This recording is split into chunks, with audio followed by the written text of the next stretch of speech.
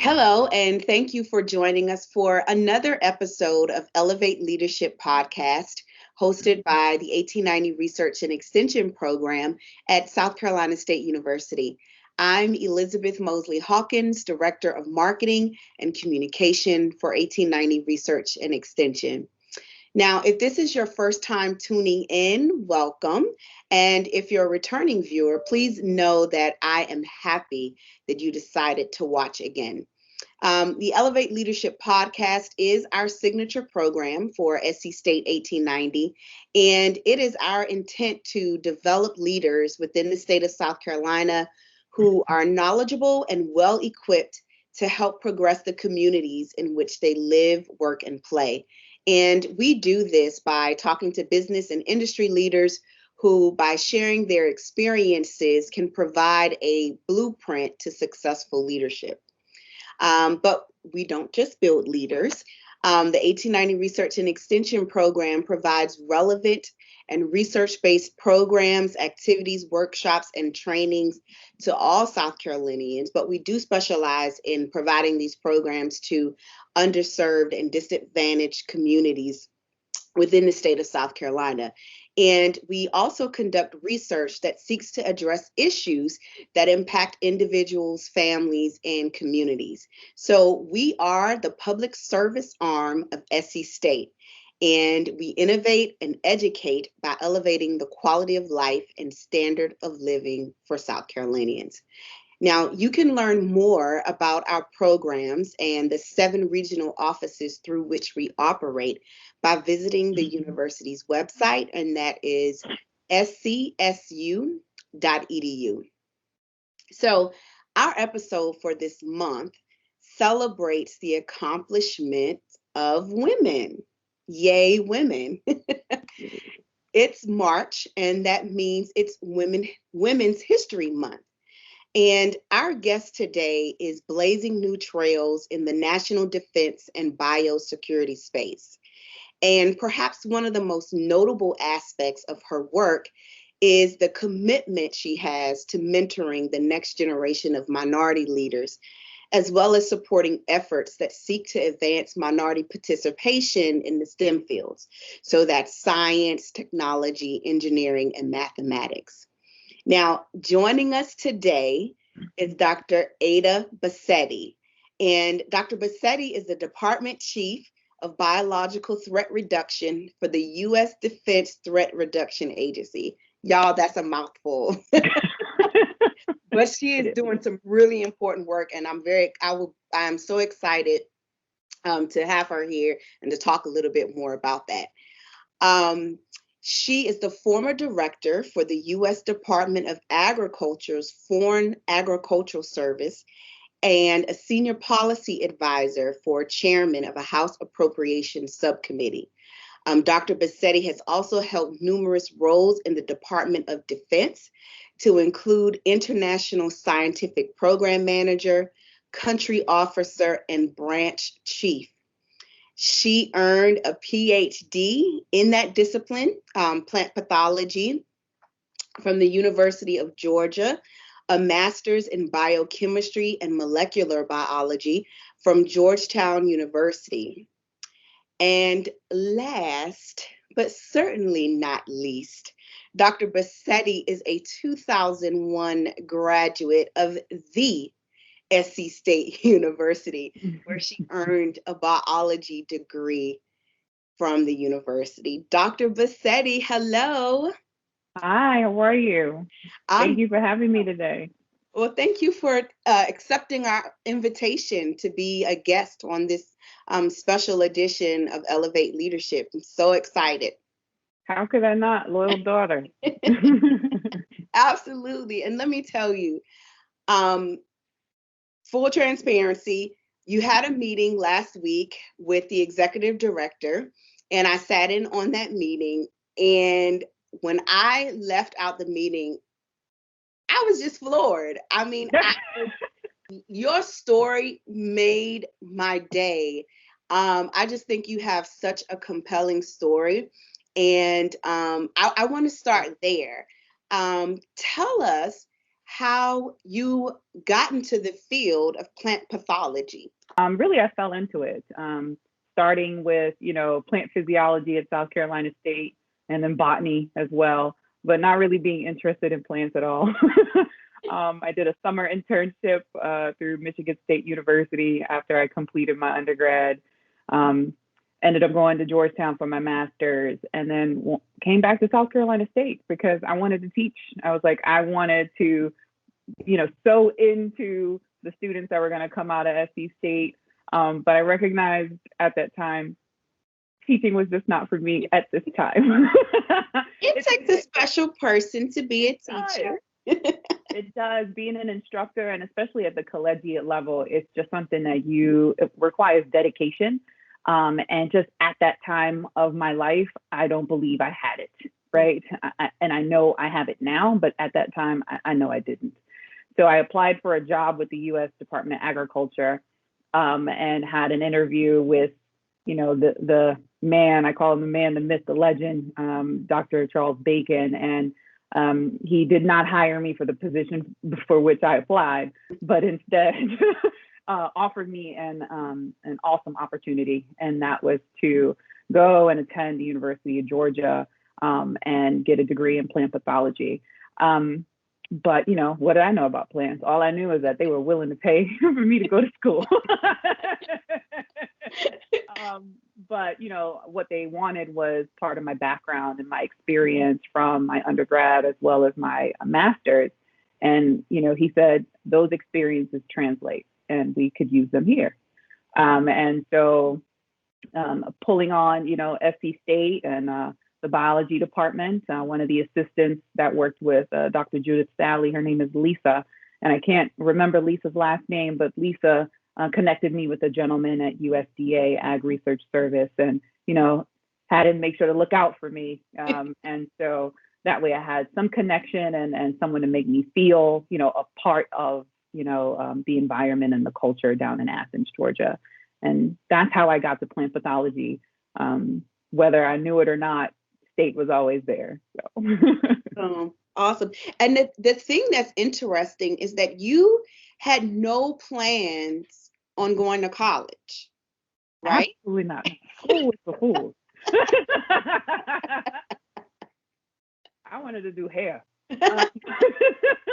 Well, your hair looks beautiful. My stylist, I will tell him you said so, because I can't even do my own hair. See, I wanted to do hair, but I can't do my own hair. But yeah, I wanted to do hair. I had no interest in school at that time. I had no knowledge of anyone in my family going to college. So who did I have to talk to about college? Nobody. But, I grew up in Brooklyn. Every hairstylist I knew had money. So I was like, I'm going to do hair. And so I was sweeping hair in the salon and, washing towels and, because I was like, working my way up. That's what I wanted to do. And it was a woman that you met by chance who encouraged you to go to college. Tell us that story, because I love that. So I was working at Walmart, one of my many jobs. Sometimes I would work 2-3 jobs at a time just to make ends meet. And at Walmart during this time, I was working as a cashier, and this woman came through my line. I'm checking her out, and she had this beautiful diamond ring on. Okay. And I said, "Woof, your husband must love you. Got you that nice ring." And she was like, "I don't have a husband." And I said, "Well, your boyfriend." And she was like, "I don't have a boyfriend." And I was like, "Your girlfriend?" And she said, "I bought it myself." It just real exacerbated. Like, why are you in my business, cashier? Just get my stuff off the shelf. And I said, "You bought it yourself. What do you do?" And she says, "I'm a scientist." And I said, "Okay." And she says, "I'm a biochemist." And I was like, "Oh, do you think I could do something like that?" And she was like, "I don't know. You have to go to college." And I said, "Well, which one?" And she says, "All of them." And so I was like, okay. I said, "I think I'm going to do that." And so I ended up enrolling at Midlands Tech in Columbia. So I started as a non-traditional student.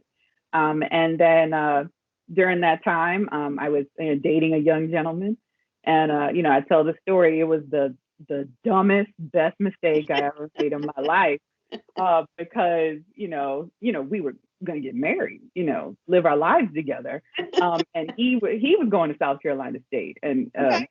he was like, "No woman of mine is going to get her associates. You're going to come transfer and be with me." And I was like, "No." But my marriage was hanging in the balance. um, Lord, we did not get married, but I did get that education. I love that. And the thing about your story, as I was listening to you tell it to Dr. Whitesides, is that one of the things I guess I recognize is that you were a risk taker.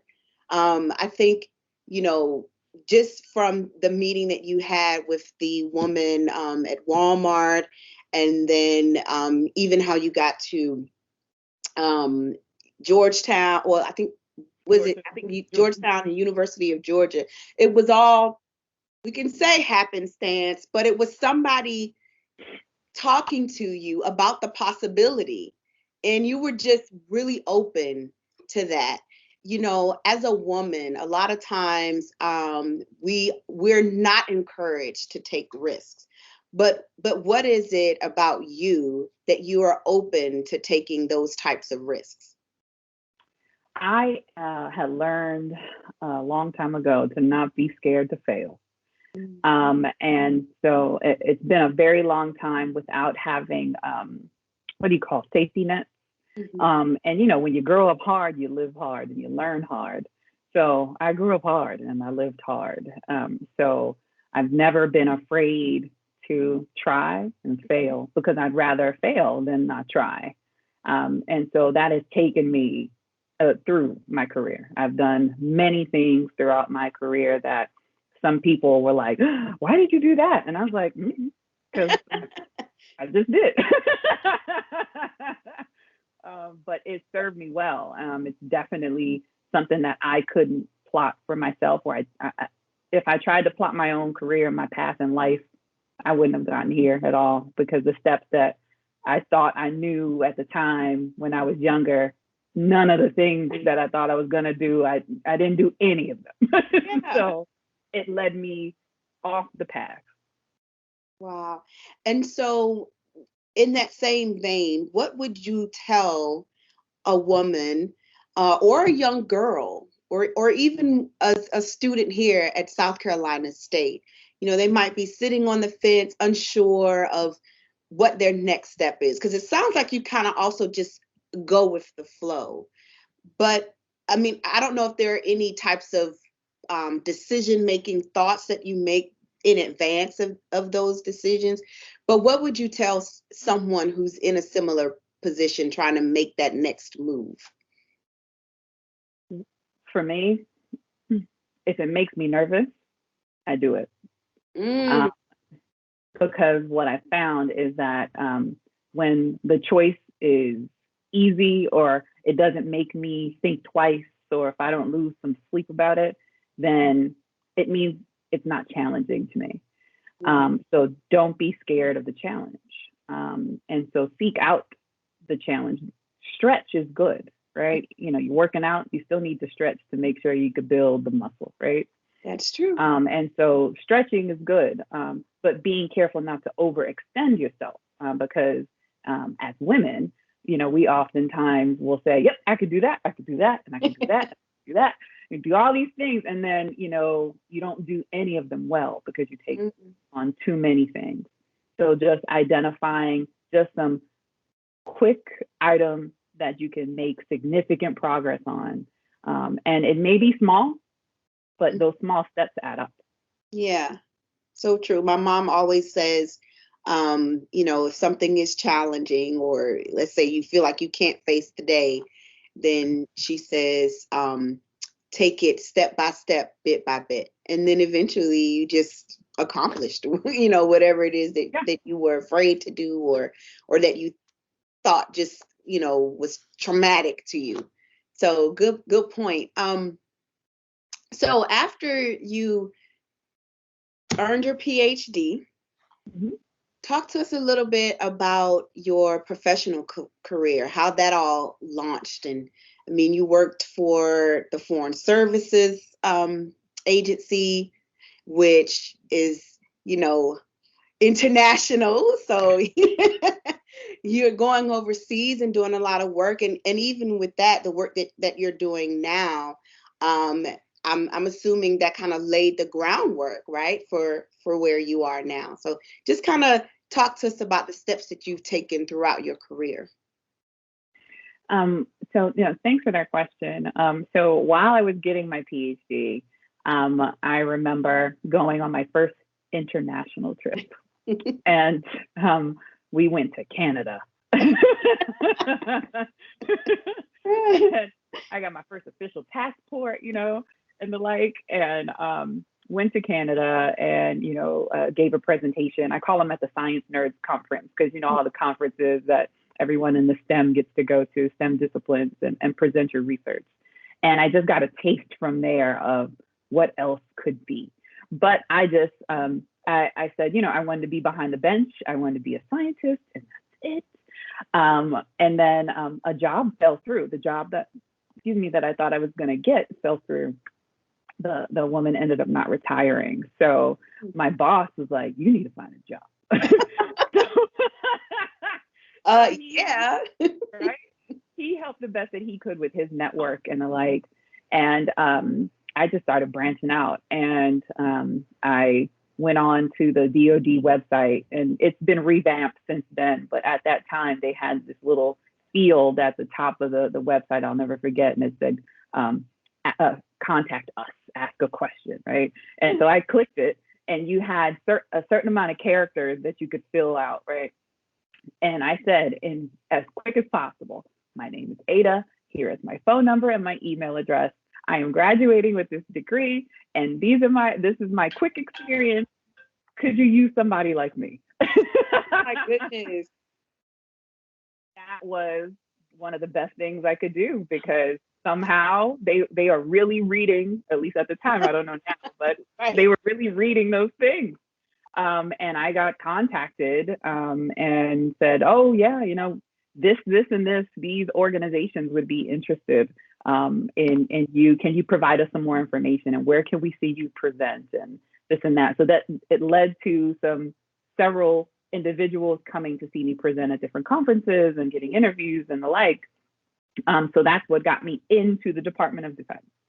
And from there, as a science and technology manager, managing budgets and for projects that were on development of technologies for the chem biosphere, I got exposed to a lot of organizations and people and just different trains of thought, but still pulling in my scientific discipline, which was super awesome. I then got the opportunity to go work in an organization called the Cooperative Threat Reduction, and it's not sleepy, because if you're in the non-proliferation world, like CPR is where it's at.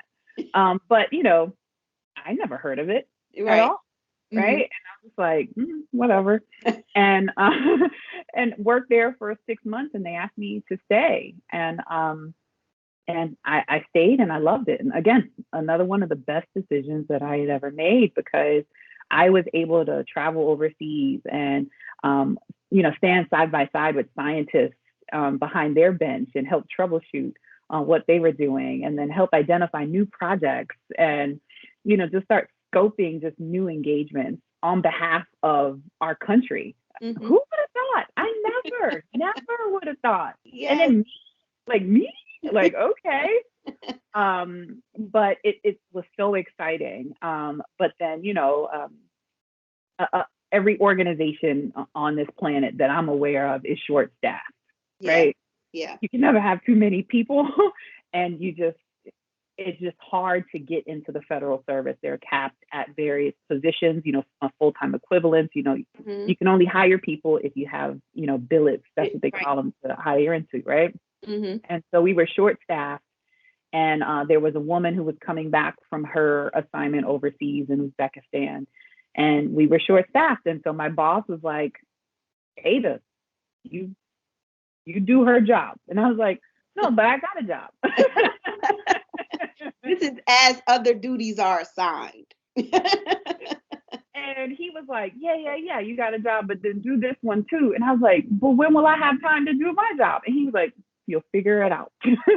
And I did. And I'm so glad that he did that. And I'm so glad that we were short staffed, because I never would have stretched myself, because I didn't think I had the capacity to do diplomatic, agreements and diplomatic negotiations and diplomatic affairs. Like, I had no idea. I never would have, because I'm like, that's not me.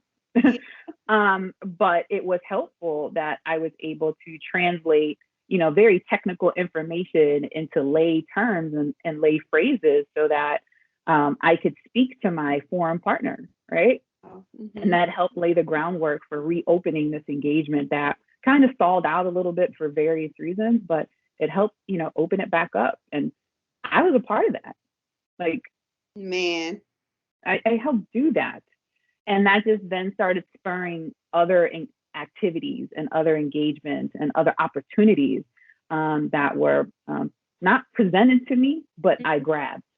We were expanding our relationships in the Middle East. And, they were standing up a team. And, my boss said, stand up the team. And I was like, okay. I didn't know what I was doing. I didn't know what I was doing. So he was there to support me. He was there to critique me. He was there to catch me. And he was there as an advisor. And I could never thank him enough for that. Yeah. He was tough, firm, but fair. And for that reason, he and I are friends to this day. We don't work together anymore, but we are friends to this day. I've gone and vacationed at his home, with him and his family, all kinds of stuff. Like, it's awesome. And it's because he trusted me, he believed in me, because, I had like cut my teeth on other things slowly along the way, little things. And so he knew he could trust me with that responsibility. And we were able to stand up our, engagements in the Middle East. And there I had just started expanding outside of Canada, right? That was my first international trip to work. And I was going to the Republic of Georgia in the former Soviet Union, and I was going to Uzbekistan and Kazakhstan. But now here we are, he's like, stand up the Middle East program. Now I'm traveling to Iraq, and now I'm traveling to Pakistan, and now I'm traveling to Afghanistan and Dubai, and just super phenomenal countries, Jordan, and engaging with representatives from those governments to identify how we can be, partners in this space. Me, I want to do hair.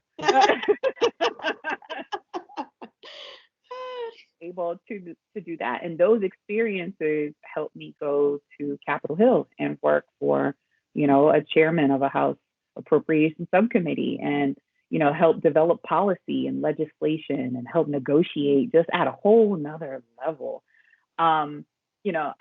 I never got to work with Congressman Clyburn, but I sent him a message to say thank you for everything that he's done, one for South Carolina State, but then just also for a person like me. I started at Midlands Tech. Some people don't know about his pedigree, being a representative that originally represented the area that Midlands Tech was in. Yeah. And so I sent him a note, and I was like, I've been following you. And, just thanked him for everything and his advocacy, that he's done throughout his career. And so a phenomenal experience, which then led me back to USDA, but this time with the Foreign Agricultural Service, and help, leading a team called the Bilateral Agreements and Enforcements Division. So they help negotiate ag trade agreements, with the U.S. trade representative, right? And they also help, defend our trade, U.S. trade. They're essentially the first line of defense for, our agriculture industry in the United States, to allow them, entry into other countries, but then also protect, our interests from being manipulated.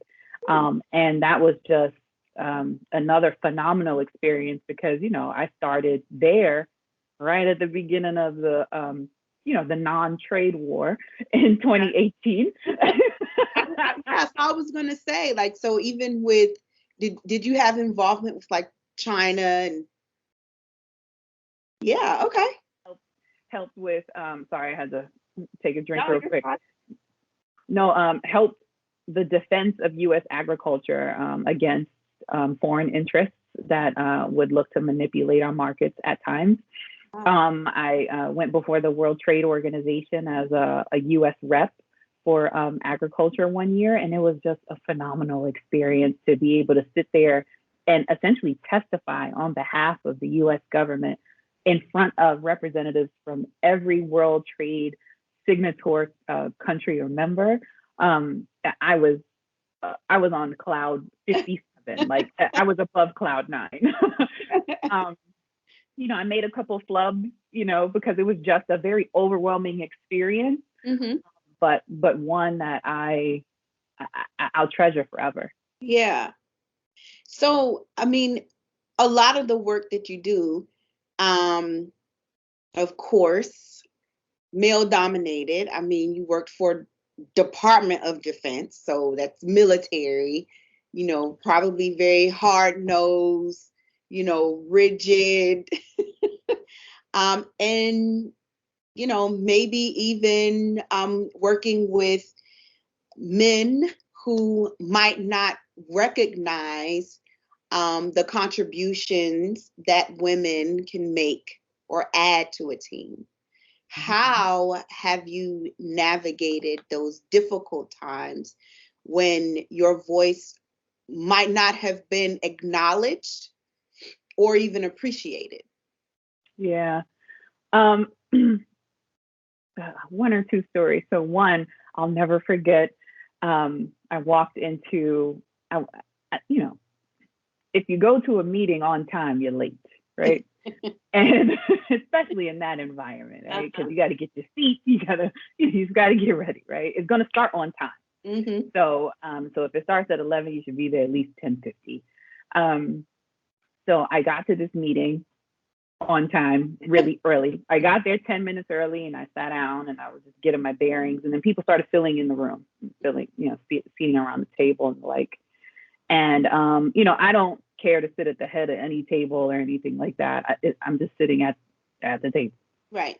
And so people were filling in, and it was now 5 after, 7 after the hour that the meeting was supposed to start. And finally I said, are we gonna start the meeting? Like, what's going on? Because it wasn't my meeting, someone else was convening it. So and I said, are we gonna start the meeting? Like, what's going on? And I'll never forget the guy who was sitting at the head of the table. He says, well, we're waiting for Dr. Bacetty to get in here. And I was like, that's me. and he says,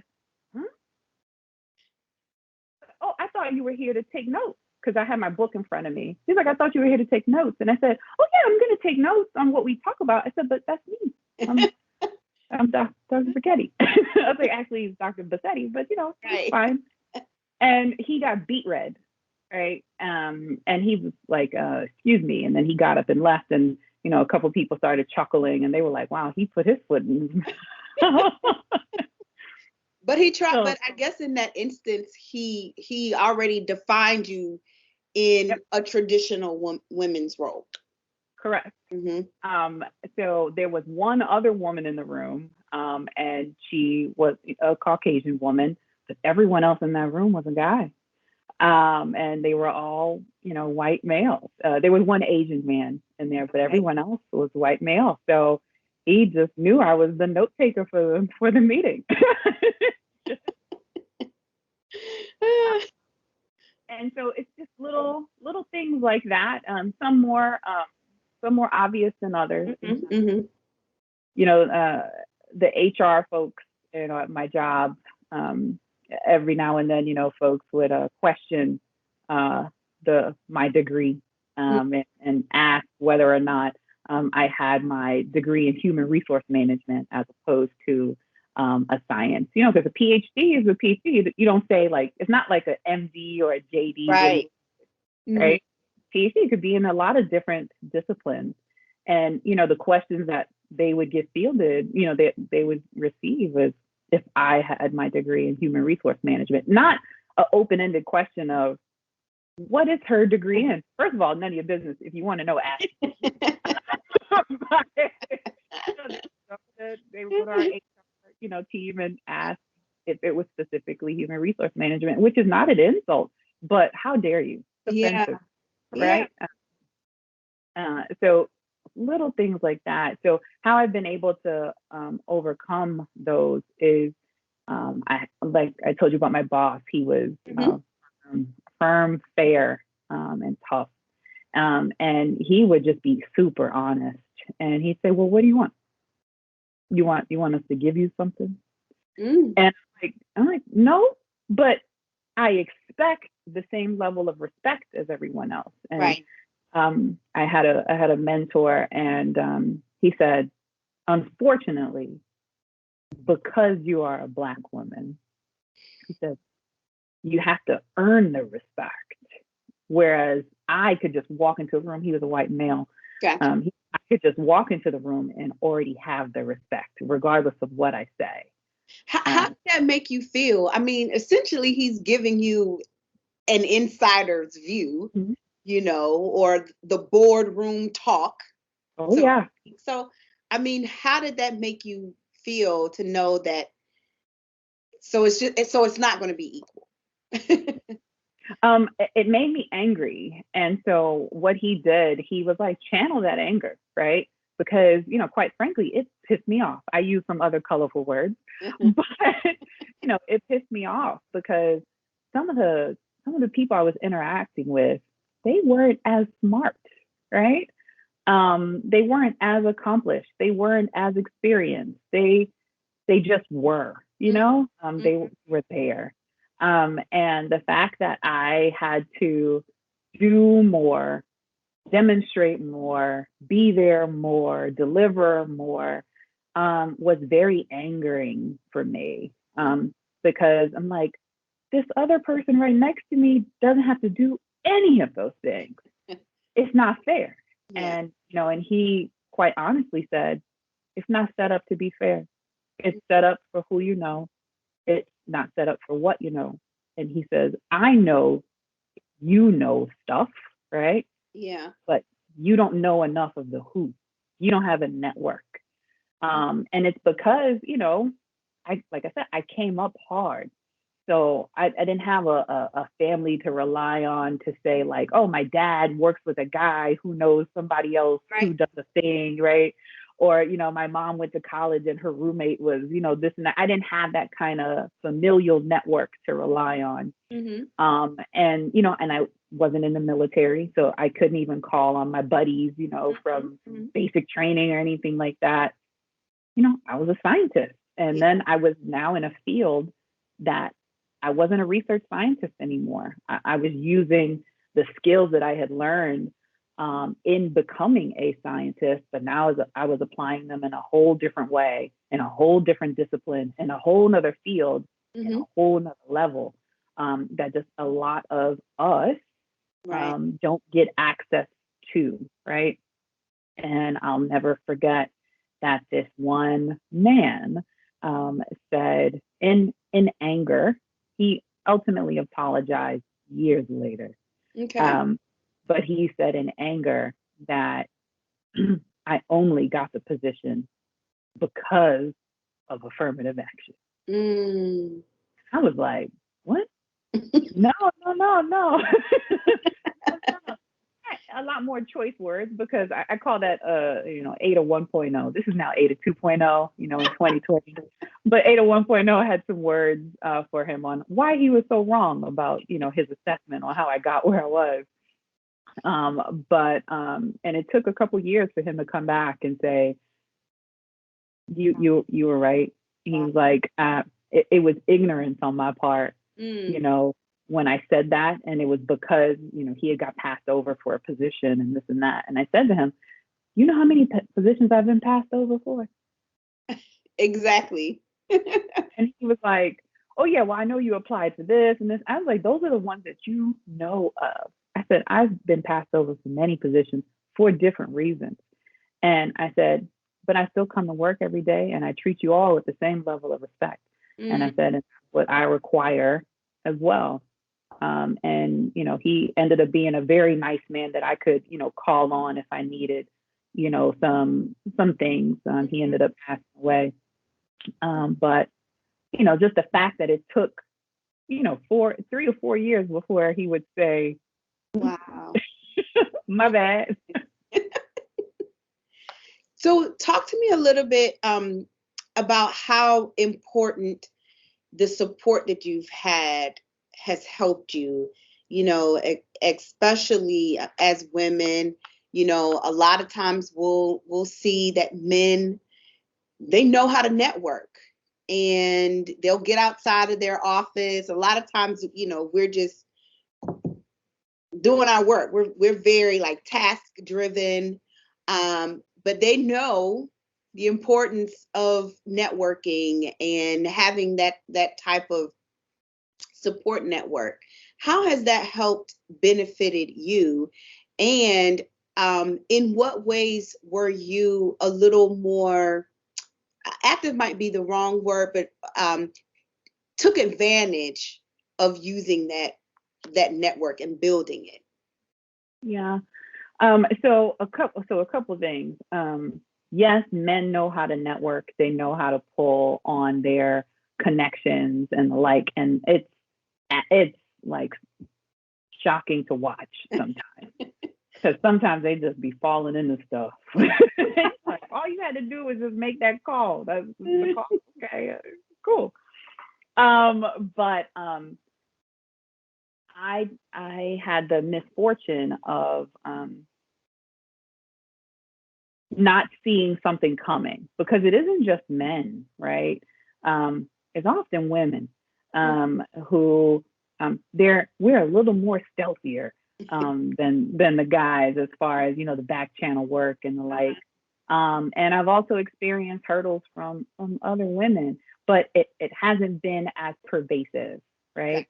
Mm-hmm. And so because sisters, we're in this together, right? We understand the struggles that other women face. So having I call them balancers and the allies, right?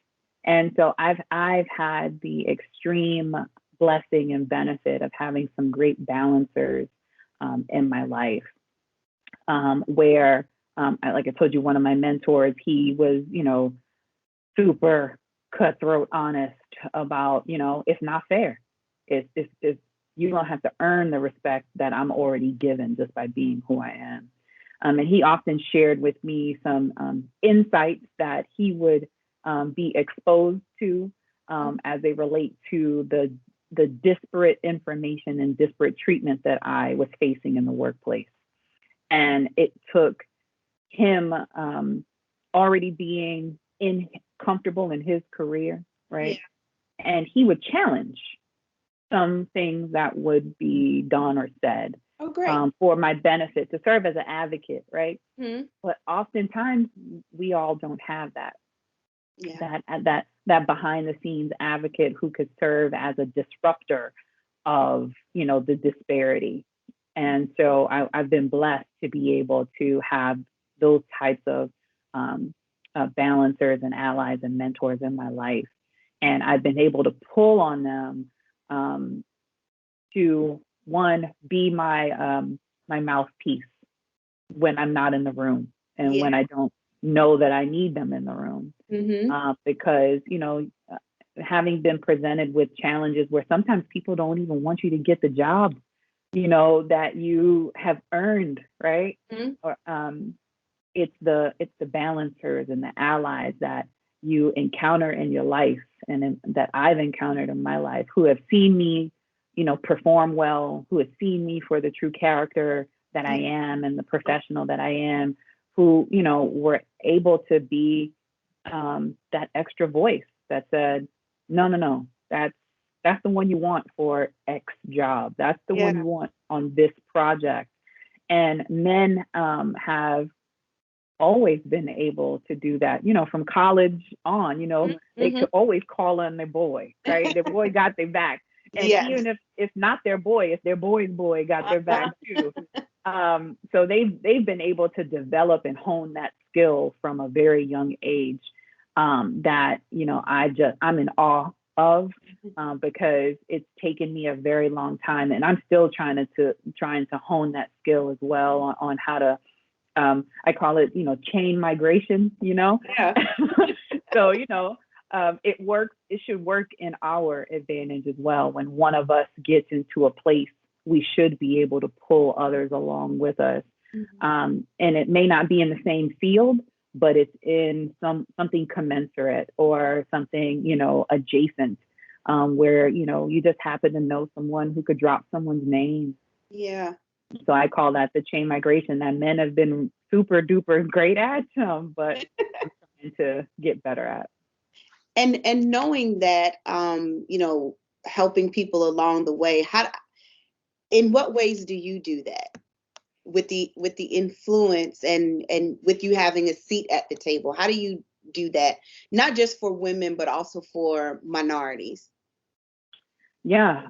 So one, I do mentoring on the side, where I do it on the side like it's a gig.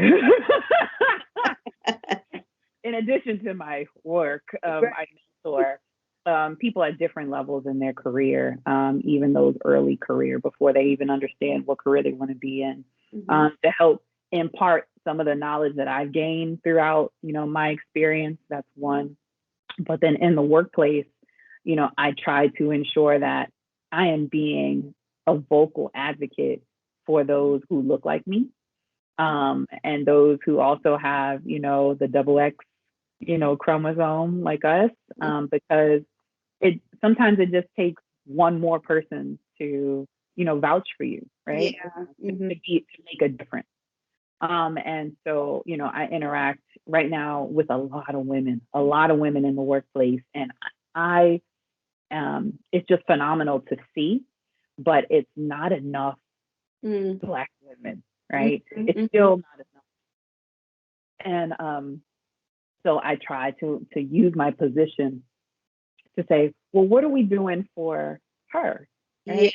Yes. What are we doing for her? Because it's often easy for you to grant exposure opportunities to people who look like you, that you have an affinity towards, right? That you have similarities with. And so I try to make sure that I use my position to say, I want that person to get those types of opportunities and exposures and the like, because I would have wanted someone to do that for me, as I was coming through and coming up in my career, and I had opportunities, for that. So I want to pay it forward. And I'm not as obvious as some saying, this is for Black people, with my wand or whatever. But I am, making it very known, in a polite, diplomatic way, that there are opportunities that we should be offering to the masses, because there's so many qualified candidates out there that for at least in the non-proliferation space, for us to be a minority, it's okay. For us to be in a minority in the non-proliferation space, it's just odd. Yeah. It's just odd. Thought I turned that off.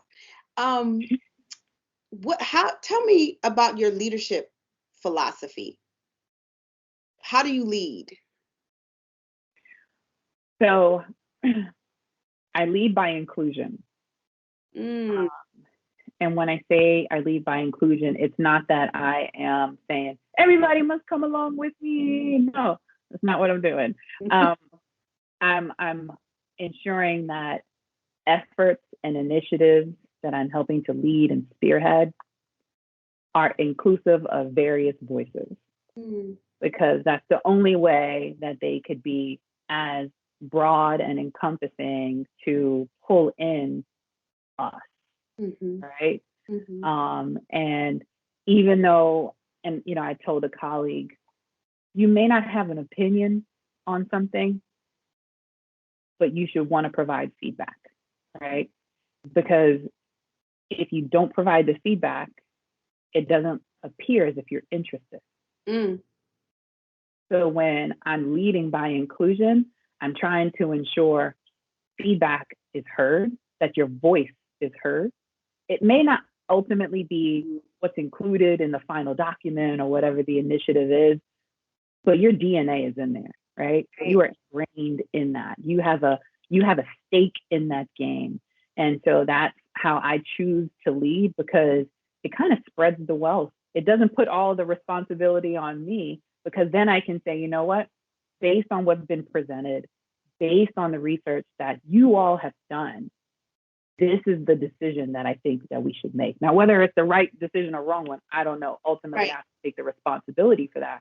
But I want to make sure that the diversity is included. So I lead by inclusion.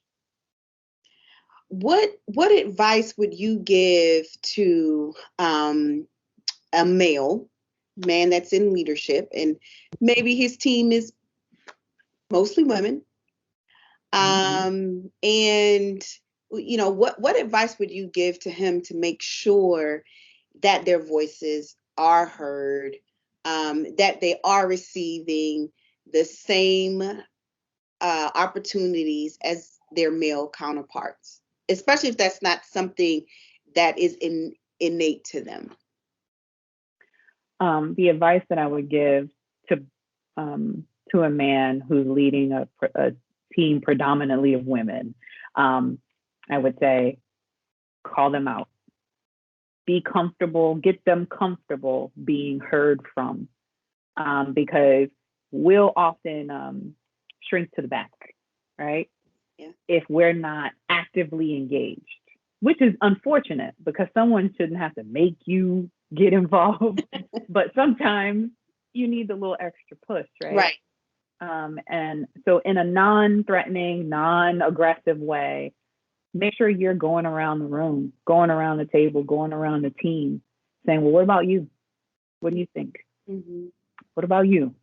I haven't heard from you yet. That's one. Two, be equitable in how you distribute the workload.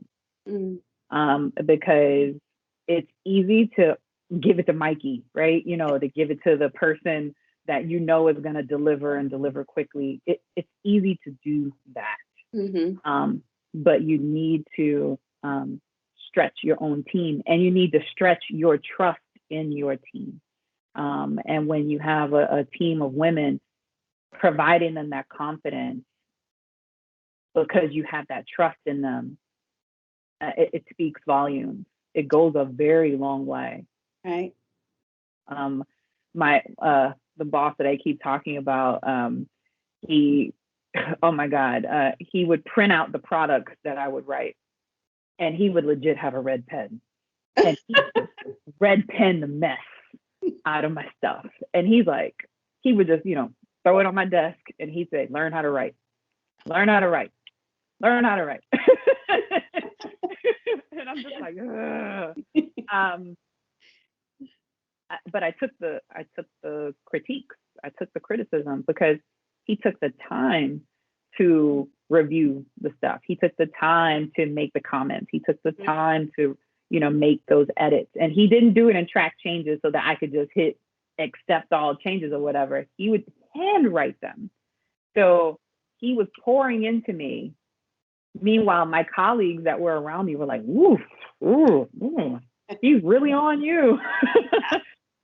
But then after a while, some of my colleagues would get upset because they would say, well, why did you get that assignment? Why did you da-da-da? Because I took his critiques. I took his criticism. I didn't take it personally. Like, he wasn't attacking me. Right. At least I didn't think so. He was trying to make sure that whatever I was doing was satisfactory, ended up being successful, because I was a representative of his. Like, if he's going to send me out on these mean streets, I need to know what I'm talking about.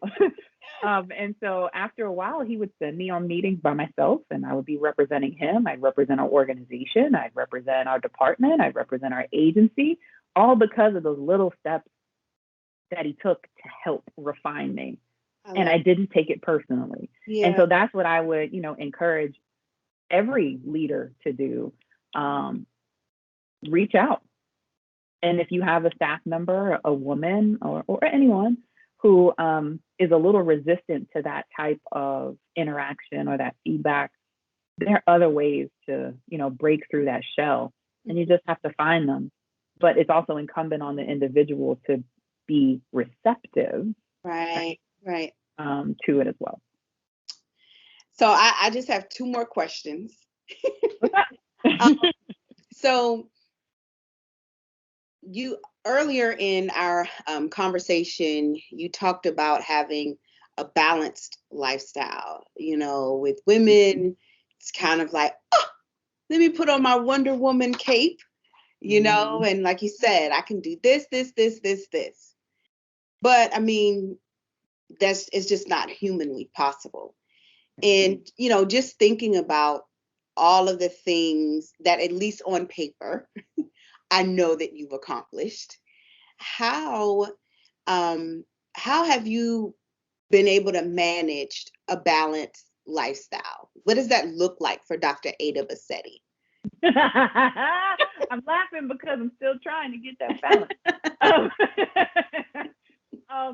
I have made a lot of mistakes in my personal life, in my professional life, because there was a time when I was super 100% 37 hours a day. There's no 37 hours in a day, right?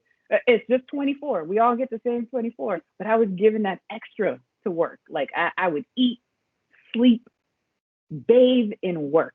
Oh, wow. And I was telling a story to a few people on my team that the wake up call for me was when one of our colleagues retired. He was an older gentleman, had health issues, and he retired. And let's say he retired on Friday, right? Mm-hmm. He passed away that next Wednesday. Wow. And when that happened, I said, nope, not going to be me. Mm-hmm. They're not going to get all of me. I was giving them all of me. Yeah. Like, I've been on vacation with some friends, and this was when Blackberries were still the rage. And I was on the beach with my Blackberry, doing a teleconference call on the beach while, everyone was in the water. And I'm like, 1 second. And, taking myself off mute, saying my piece, and then putting myself back on mute. I was dedicating all of my time, ability, age, youth to my job, because I wanted to prove that I could do it. Right. I took on all those assignments because I knew I could do it. Right. And I didn't want to fail. But that experience of him, our colleague passing away, I was like, I can't. And so that has pushed me to do a little bit for me, right? Yeah. Even if it's just staring out the window for 50 minutes. I'm doing it for me, not because nobody told me to. Absolutely. Or it's work related.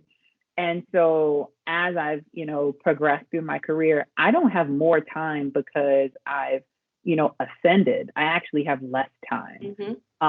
So it's I have to schedule me in my own calendar.